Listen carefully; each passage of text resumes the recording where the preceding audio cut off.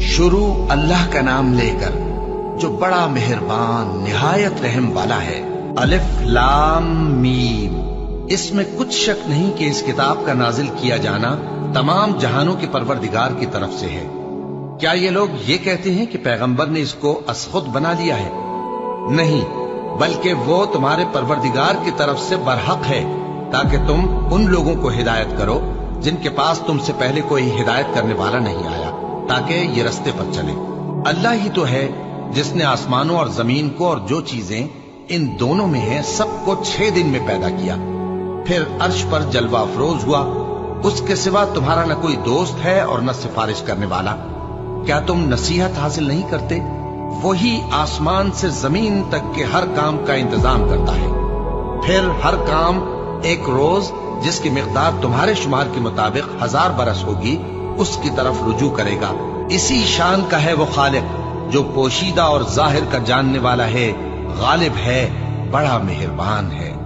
वही जिसने हर चीज को बहुत अच्छी तरह बनाया, यानी उसको पैदा किया और इंसान की पैदाइश को मिट्टी से शुरू किया, फिर उसकी नस्ल एक किस्म के खुलासे से यानी हकीर पानी से बनाई, फिर उसको दुरुस्त किया, फिर उसमें अपनी तरफ से रूह फूंकी और तुम्हारे कान और आंखें और दिल बनाए, मगर तुम बहुत कम शुक्र करते हो।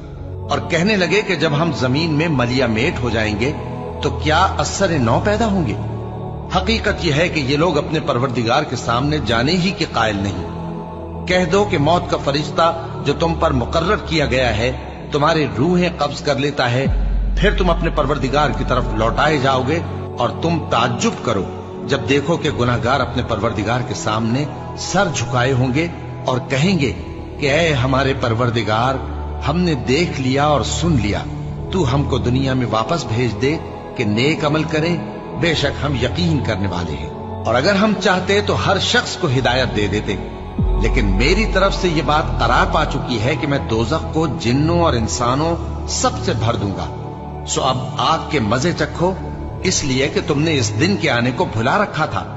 आज हमने भी तुम्हें भुला दिया है, और जो काम तुम करते थे उनकी सजा में हमेशा के अजाब के मजे चखते रहो। हमारी आयतों पर तो वही लोग ईमान लाते हैं कि जब उनको इनके जरिए नसीहत की जाती है तो सजदे में गिर पड़ते और अपने परवरदिगार की तारीफ के साथ तस्बीह करते हैं और गुरूर नहीं करते।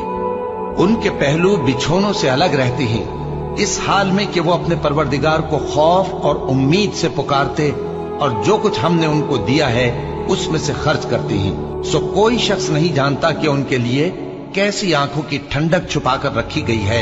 ये उन अमाल का सिला है जो वो करते थे।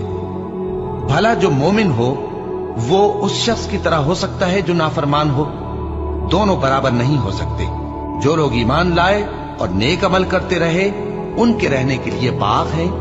ये मेहमानी उन कामों की जजा है जो वो करते थे, और जिन्होंने नाफरमानी की उनके रहने के लिए दोज़ख है। जब चाहेंगे कि उसमें से निकल जाएं तो उसमें लौटा दिए जाएंगे और उनसे कहा जाएगा कि जिस दोज़ख के अजाब को तुम झूठ समझते थे उसके मजे चखो, और हम उनको क़यामत के बड़े अजाब से पहले दुनिया के अजाब का भी मजा चखाएंगे, शायद वो हमारी तरफ लौट आएं। और उस शख्स से बढ़कर जालिम कौन जिसको उसके परवरदिगार की आयतों से नसीहत की जाए तो वो उनसे मुंह फेर ले।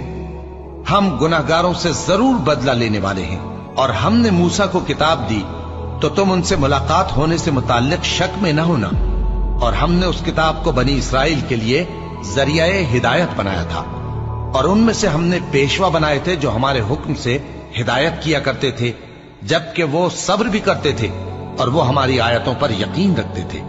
बिलाशुबा तुम्हारा परवरदिगार ही उनमें जिन बातों में वो इख्तिलाफ करते थे क़यामत के रोज फैसला कर देगा। क्या इनको इस अम्र से हिदायत न हुई कि हमने इनसे पहले बहुत सी उम्मतों को जिनके रहने के मकामात में ये लोग चलते फिरते हैं हलाक कर दिया? बेशक इसमें निशानियां हैं, तो ये सुनते क्यों नहीं? क्या इन्होंने नहीं देखा कि हम बंजर जमीन की तरफ पानी रवां करते हैं, फिर उससे खेती पैदा करते हैं जिसमें से इनके चौपाए भी खाते हैं और ये खुद भी खाते हैं? तो ये देखते क्यों नहीं? और कहते हैं अगर तुम सच्चे हो तो ये फैसला कब होगा? कह दो कि फैसले के दिन काफिरों को उनका ईमान लाना कुछ भी फायदा न देगा और न उनको मोहलत दी जाएगी। तो उनसे मुंह फेर लो اور انتظار کرو، یہ بھی انتظار کر رہے ہیں۔